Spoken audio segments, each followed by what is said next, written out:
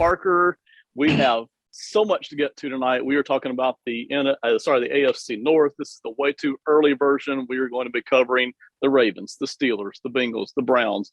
We've got 3 writers from Fantom Sports with us tonight. This is kind of a conjunction video between sports and money. So if you're watching us on the Sports and Money platform, welcome in. If you're watching on the Fantom Sports platform, welcome in. We have 3 of our experts with us tonight, starting with Robertson Vier. Robertson, how are you, man? Good. How are you doing today, Ben?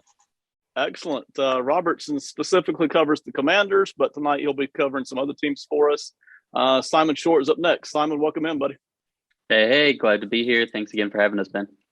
Excellent. And Simon, of course, covers the Steelers in depth in more than one area. He'll be covering the Steelers for us tonight specifically. And last but not least, Anthonty Jobaggy. Anthony, welcome in, buddy.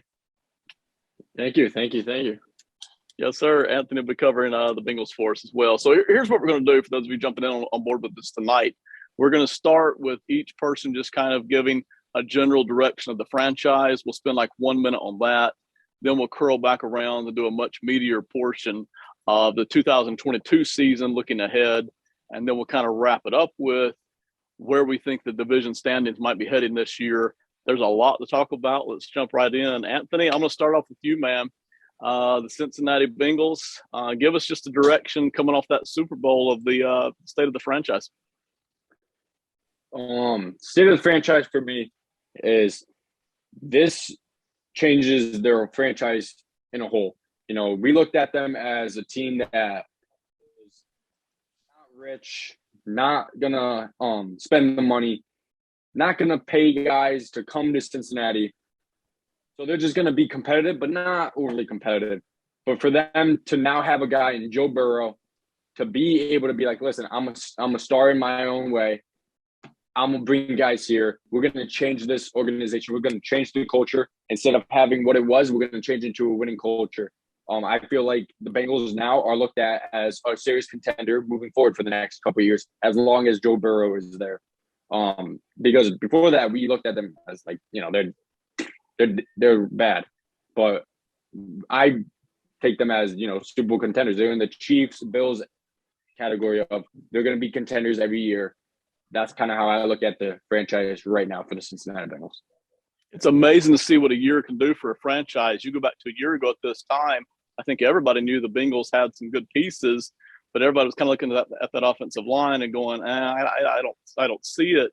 And now fast forward a year, and, you know, people are starting to throw Super Bowl titles at Joe Burrow before he actually ever wins one. So amazing what a year can do. Robertson, you've got the Ravens tonight. Give us the lowdown on the Ravens state of the franchise. So 2021 was the first time since 2007 that they finished 4th in the division, which is kind of crazy to think about since they had an 8-9 record. That just shows how strong the division was. But the last time they did that, Brian Billick was the coach. And that was like I said, 2007. So this year they're just going to be looking to, you know, get Lamar healthy, get him back on track, and, you know, get things back on track for the team. You know, for the Ravens, there always seems to be in the postseason. So yeah, they're just going to be looking to get back on track here, get Lamar healthy, you know, get everything, the offense reset, get the defense better, because they were disappointing last year. I won't say they were abysmal, but they were disappointing. And they're going to go get back to the postseason. The Ravens always seem to play a little angry, a little bit with the chip on their shoulder. I think that's going to be, you know, doubled this year, because I think they knew how good last year could have possibly been had it not been for just being snake bit by injuries, especially early in the season. But it just never did stop. They never really could catch their breath. So I think the Ravens are going to come in angry as usual. Simon, let's talk about your team, the Steelers, for just a minute, man. It's big time transition, but give us the lowdown.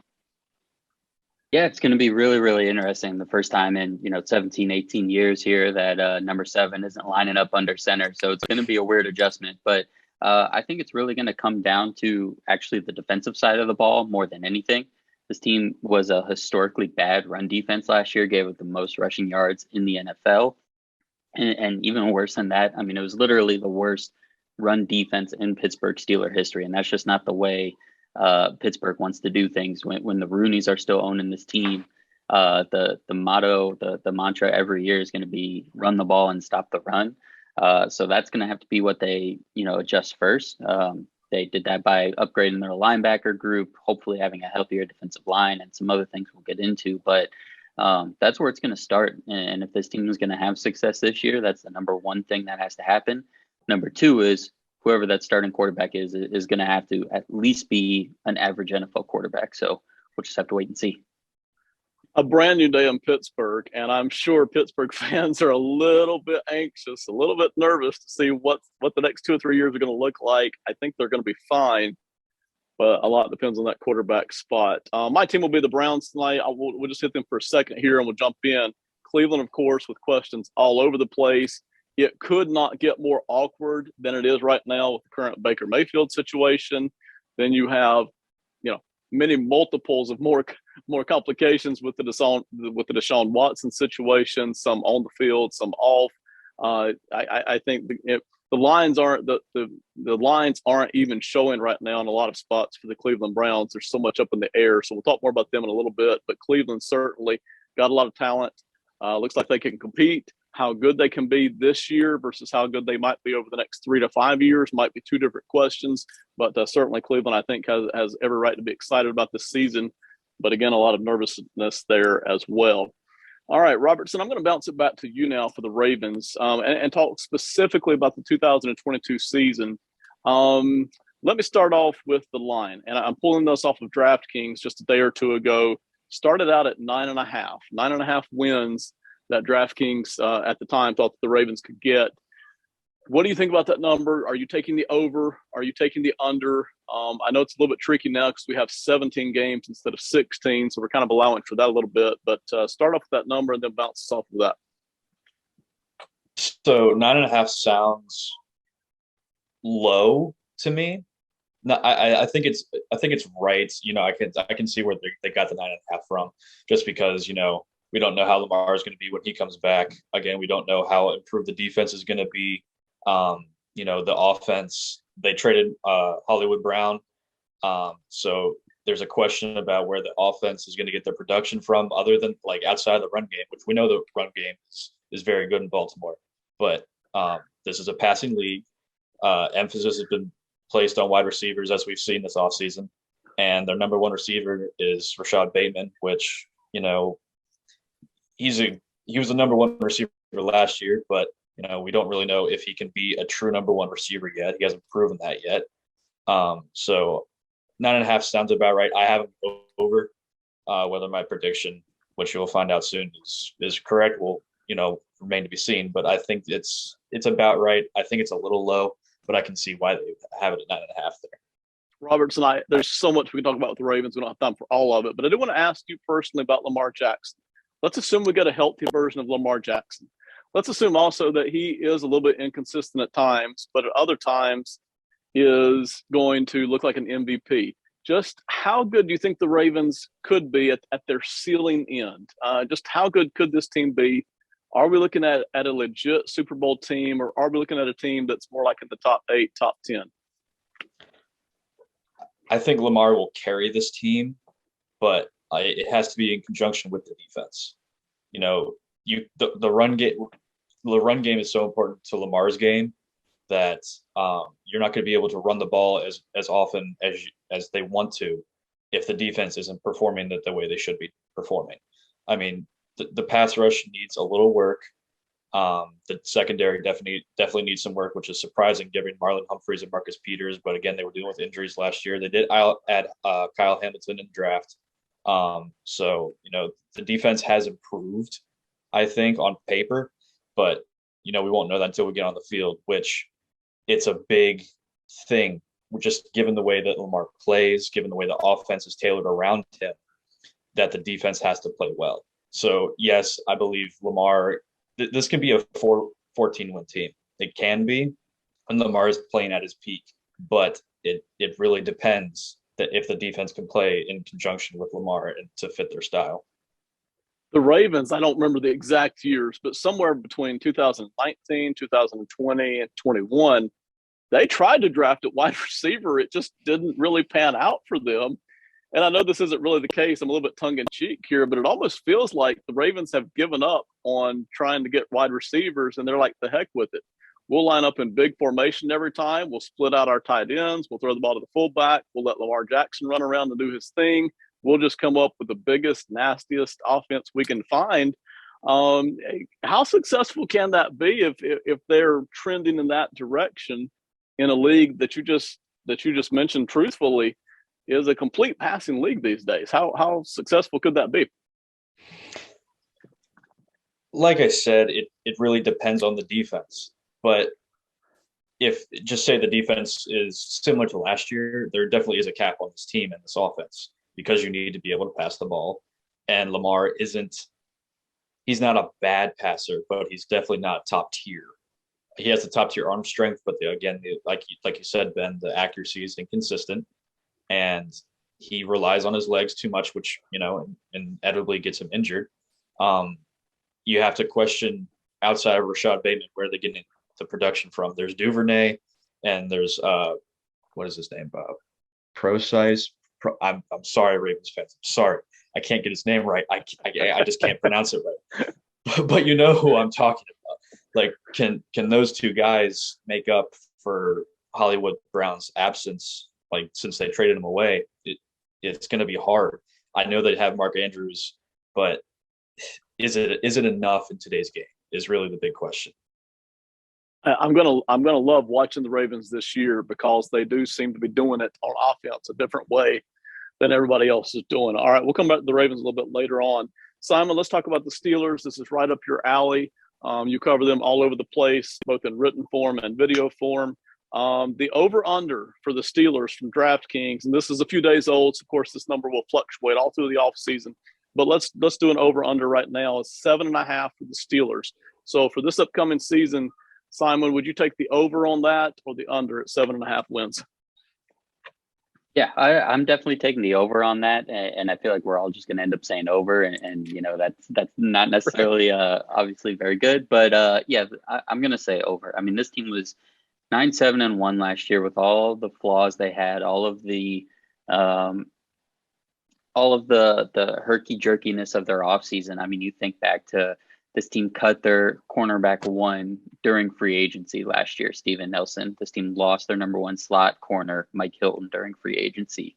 They went into the offseason thinking David DeCastro was going to be back for his 10th season as their starting right guard, and he ended up essentially retiring injured instead. So there's a lot of herky jerkiness to this team last year.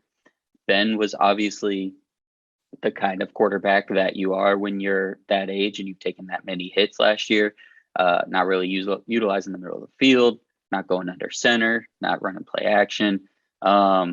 With all of that, this team still found a way to go 9-7-1, and it really should have been 10-7. That Mason Rudolph Detroit Lions tie game still haunts me to this day.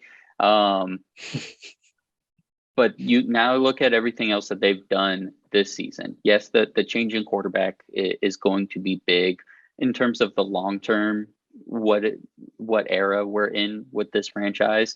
And I think Ben still made a lot of plays that only Hall of Fame quarterbacks make last year. There was a lot of really key conversions on money downs. There was a lot of nice completions on in tight windows. Throws that a rookie like Kenny Pickett or a journeyman like Mitch Trubisky are not going to make. That is for sure. But at the same time, you're going to be able to run a much more modern NFL offense with either of these quarterbacks than you were with Big Ben. And everything else about this team screams better than it was last year. The defensive line is, in theory, healthier than it was last year, meaning Tyson Alualu and hopefully Stephon Tuitt back. This defensive back group not only added external talent in Levi Wallace, but they also retained in DeMonte Casey, but they also retained Terrell Edmonds and Ahkello Witherspoon, two big pieces from last year. They upgraded the offensive line with James Daniels and Mason Cole, who should both be better than the guy that they're replacing last year. Dan Moore Jr. at left tackle should be better now, expecting to be the starting left tackle than last year, where he was supposed to be the number 4 tackle, and now he's all of a sudden your starting blindside protector. Inside linebacker should be much better, Miles Jack over Joe Schobert. On and on the list goes. Everything about this team screams that they have improved from where they were last year. Isn't necessarily good enough to win the North, be in the playoffs, be in Super Bowl contention. And we'll see. I have my doubts, but in terms of just improving on last year, absolutely. And then just the idea of being able to build a modern NFL offense, as we've been saying, it is a passing league. It is an offensive league.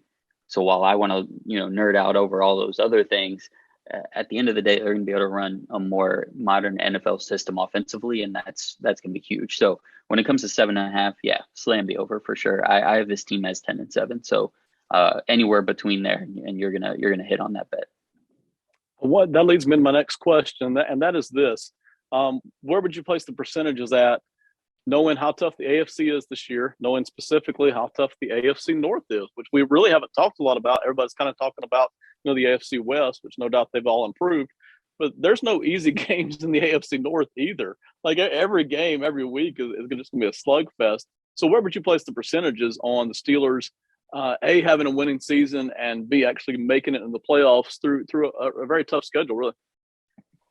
So I'm really confident that they'll have at least a winning record, and not just for the annoying reason that, Mike Tomlin's never had a losing record. But again, just if you take last year's team, plug in what they did this offseason, and then, kind of project it forward, especially because the schedule is actually a little more favorable for Pittsburgh this year than it was last year. There's just no reason this team should backslide unless you get into the season and Kenny Pickett and or Mitch Trubisky are just so much worse than this team anticipated. But there's no reason this team should be any worse. When it comes to competing for the division crown, I think that's still 100% in reality. I mean, the Bengals had a great postseason last year, but they still just went 10-7 to win the division. I would not be surprised if 10-7 won this division again, and I would not be surprised if we had 3 or even all 4 teams kind of right in there up until the last week when they all kind of play each other again. So chances for a winning record, 90%. Chances to win the division among 3 other teams, I'll call it 50%. Super Bowl or conference contention, that's like 5-10. I mean, you never know what you get into the postseason, but this team isn't built for that kind of high level contention just yet. But you never know. But this team should absolutely be competing for the AFC North and in the playoffs. Simon, we'll hear back from you again at the end when we're talking about the actual division order. Anthony, it's your turn, man. Let's talk about the Bengals for a little bit. The over-under for DraftKings, the last one that I had is 10. So, Anthony, what do you think about that number? Over 10 wins, under 10 wins? And then tell us a little bit more about the Bengals this year.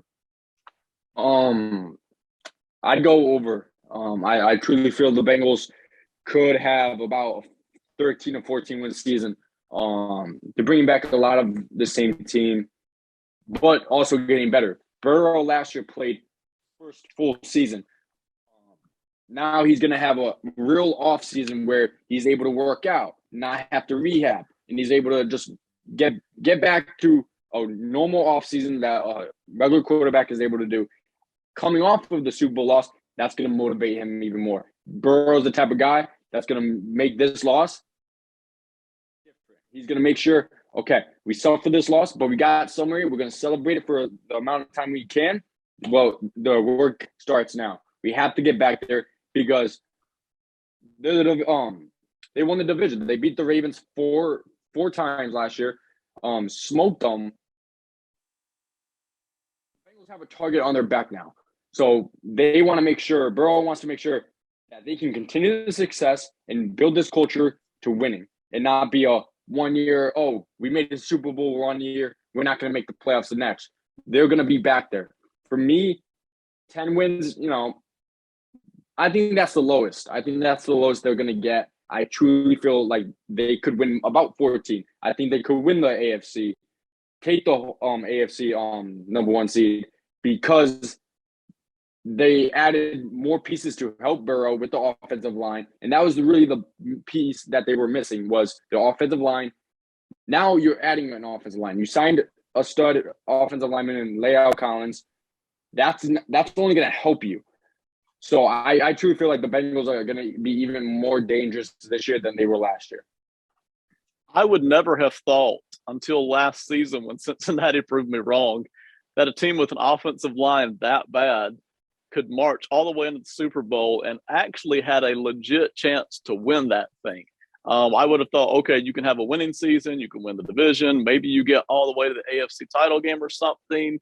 But Cincinnati just marched right through. But needless to say, they didn't want to keep exposing Burrow to that. So you mentioned the adjustments to the offensive line. They made a few adjustments to the defense. But talk about Cincinnati moving forward.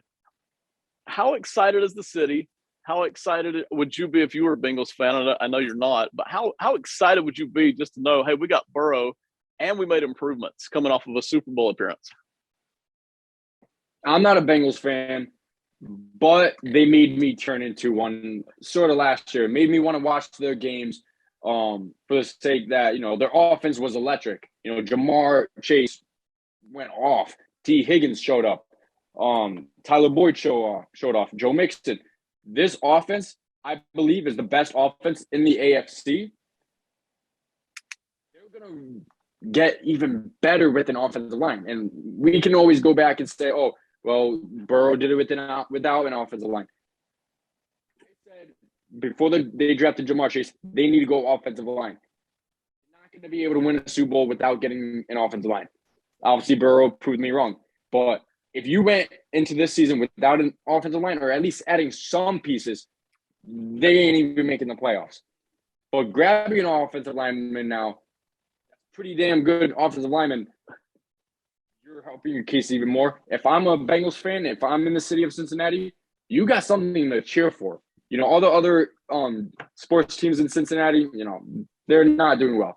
The Bengals are right now the team that the city wants to win. They're going to put all their money into Cincinnati Bengals, and they're going to give it everything. They're going to show up to the games. They're going to spend their hard-earned money for the Cincinnati Bengals, and I think the Bengals will prove it. It's been such a long time that Cincinnati has had something to root for. For them to have it now after getting to the Super Bowl, I think the Bengals they have everyone in Cincinnati rooting for them. Tons of excitement. I'm sure Cincinnati is just frothing at the mouth to get back to it this year. Let's talk about the Cleveland Browns for just a second. We're not going to hit them super hard. That's my team. Let me set the table for them really quickly. So the Cleveland Browns, most of you already know, unless you've been living under a rock somewhere, Baker Mayfield is still on the team. It's super awkward there. It continues to be awkward. We'll see how long they actually keep him. I'm going to ask all you guys a question here in a second. A lot of these sites, the lines, don't even want to produce an over-under on the Browns right now. So I'm going to ask you guys, without any qualifications, to just give me an over-under number that you would be comfortable at, and we'll hit that in just a second. And then I'll get you guys to go back through, and we'll get the over-under on how much time each quarterback is going to spend playing this year. Deshaun Watson, of course, comes in. He's looking at a very possible suspension. We'll talk about how long that'll be in just a minute. But for me, the Cleveland Browns, if I'm putting the over-under here, I'm going to set it somewhere around 8 wins, 8.5. I think that's a comfortable number for me. So, Robertson, what do you think would be a comfortable number for the Browns for you? Similar to you, just a little less, just because of the whole Baker Mayfield aspect of it. You don't know if he's going to play, and if he does, he can win a few games on talent alone, because the Browns are talented, but you don't know if he's going to give it his all. You don't know how committed he's going to be if he even plays.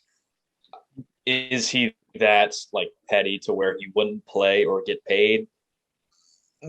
We don't know. We don't know yet. This is kind of a very strange situation.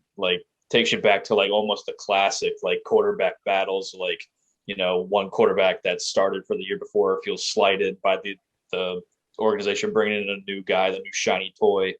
So I have it around 7.5 wins. I feel comfortable. I would feel comfortable at that number. All right, Simon, what about you? If I set it at 8.5 wins, would you drop it lower than that? Would you set it higher based on what we know at this point about Mayfield and Watson? Can I cheat and put it up to 12 and then feel comfortable taking the under and then I win? No, are you saying I can't do that? All right, I have to be able to take over. So because I'm so risk averse and cheap, right? Right. This is a great question for me. I'm envisioning worst case scenario. So if let's say there's no Deshaun Watson at all, and let's say who's the next quarterback. I don't think Baker Mayfield plays another down for the Browns. So now I'm going to the next guy up, and that's Jacoby Brissett. So I'm taking this team that has a good offensive line, good running game. Just added Amari Cooper to a wide receiver room that was really starved for talent. Lost Austin Hooper, but he wasn't what they really expected when he got there. And then average defense highlighted by Myles Garrett, right? So that's the team I'm talking about. I am still way more on the side of Robertson, where I'm talking 7 wins. So if I had to set one, I'm probably setting it at. I might even set it at 6.5 because I think this team went 8-9 last year, and if I'm, going between Jacoby Brissett and Deshaun Watson, Brissett is worse than Baker Mayfield. So if I'm thinking worst case scenario and thinking that's my starter for, let's say, 8, 10, 12, or even 17 games, then I'm going to set it at 6.5, where I think this team is maybe a 7-win team. We saw some of that last year when Mayfield missed a couple of games. Anthony, what about you? If I set the over-under at 8.5, Robertson and Simon both have it about 7.5. Where are you comfortable at with the over-under for the Browns this year? For me, my over and under is 5. The reason why I'm going with 5 is don't have a quarterback taking Baker and Deshaun out of it. The playoffs. That's at least top 12 quarterback in your own conference. Baker for me is the best quarterback that I would have gone with. Obviously getting Deshaun, you're taking a big risk. You don't know. You're giving him $280 million for what? You don't know if he's going to even play this year. You also, not only did you give him a big contract, you cost your other quarterback who brought you from not winning any games to immediately winning a playoff game against your division rival, getting wins, changing your whole organization. And now you screw him so bad. He's not even, I swear, I think he doesn't play another down also. If I'm Baker, I wouldn't want to play another down. They basically, it's like a relationship.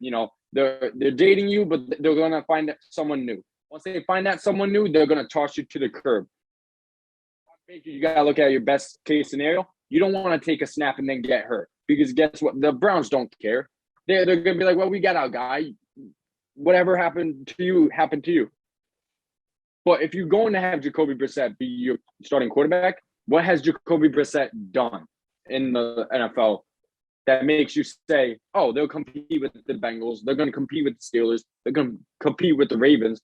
I think they'll really only win 2 games out of their own division with Jacoby Brissett.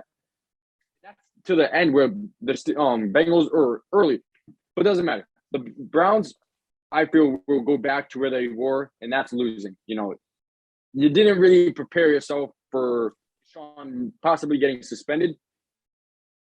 There's nothing that says to me the Browns are competitive right now. There's nothing that says he's lost Jarvis Landry. Who's filling that hole? Amari Cooper? Cool. But who's throwing Amari Cooper the ball? Browns have a lot of questions for me, and it all starts with the quarterback position. So I'm going with 5. You guys have made me move my line that I was going to have on Deshaun Watson. I was going to set it at 6, and I was even going to ask the Baker Mayfield question, but you guys have pretty much already answered that y'all don't think Mayfield's even going to be playing it down again. So let me set the Deshaun Watson number of games played this year at 8. Over, under 8. No need to elaborate. Just give me an over or an under. Simon, start with you. Over, under Deshaun Watson games played this year, 8. Because I have a pessimistic view of how this situation will be handled, I'll say he plays more than 8 games. All right, so he plays more than 8 games. Robertson, over, under 8 games Deshaun Watson this season. I'm going to say push. You got to pick one. I'm sorry. No pushes. No push? Oh, dang. I'll say over. Over. All right. Well, you guys are surprising me, actually. Anthony, over, under 8 games Deshaun Watson this season. I'm going to go under. I think he'll get suspended about 8 to 10 games. By that time, you're going to be out of the mix for the playoffs in my eyes. I think he only plays about 5 to 6 games this year. just because of everything. Like, we don't even know what they're investigating on him right now. We don't even know what's going on with Deshaun. So I think we're not going to know a suspension till near week 1. So I think he misses majority of the season. All right, fair enough. Now let's wrap it up with the predicted order of the division. Again, this is way too early. We know it. There's a lot of moving pieces still, especially for the Browns, but for the entire division. So we may do this again right before the season starts. But in our way too early predictions, Simon, I'm going to start with you. You don't have to give me records if you don't want to, but just give me your predicted order of finish for these 4 teams. I would give you predicted record, but then I'd have to do a record for every team in the NFL before we had hopped on this to get the math right, and I wasn't doing that tonight. So I'm going to go Bengals, Steelers, Ravens, Browns. Bengals, Steelers, Ravens, Browns. Is that correct? That is it. All right. For Simon, Bengals, Steelers, Ravens, and Browns. Robertson, what's your predicted order of finish? Okay, so this kind of like just going back to what we just talked about. This is contingent on Deshaun Watson playing at least 9 games, if not more. So I have the Ravens first place, second place, Cleveland. That's if Deshaun Watson plays more than 9-10 games. Then I have Cincy and Pittsburgh. All right. So you said the Ravens first, the Browns second. Who in third? Cincinnati. Cincinnati in third. Okay. Anthony, what's your predicted order of finish for these 4 teams? I'm not going to give you records. I'm going to give you an explanation, though. I got the Bengals at 1. Won the division last year. They got even better. I think they steamroll again. I think they win the division. Second, I got the Steelers. I said it, and I'm a Steelers fan. They got better this year. Adding a quarterback that can run and throw, that helps you out. You have a pretty good wide receiving core. You got Najee Harris. You got a good defense in TJ Watt and then Minka and then Hayward. I'm going to go, split 1 game with Baltimore. So that's why I have the Steelers ahead of Baltimore. And then I got Baltimore at 3. I don't know what Lamar we're going to get. Are we going to get the 2019 Lamar that's an MVP or the guy that we got last year? Because if you look at it, Lamar and Tyler Huntley have the same percentage as Lamar's MVP season. So that's a concern for me. And then obviously I have the Browns at 4, We don't. There's just a question mark. They're at 4. All right, you guys are allowed to boo me, but not hate me on this, okay? I've got the Steelers. I've got the Steelers bringing up the rear this year in this division. I don't think they get pushed around, but I do think they'll be pulling up the rear in this division. I've got the Browns checking in as the 3rd team myself. I think they're going to struggle all year, no matter who's at quarterback. I think even if Watson is playing quarterback, I think they're going to struggle because he missed all of last year. It's going to take him some time to get back up and running again.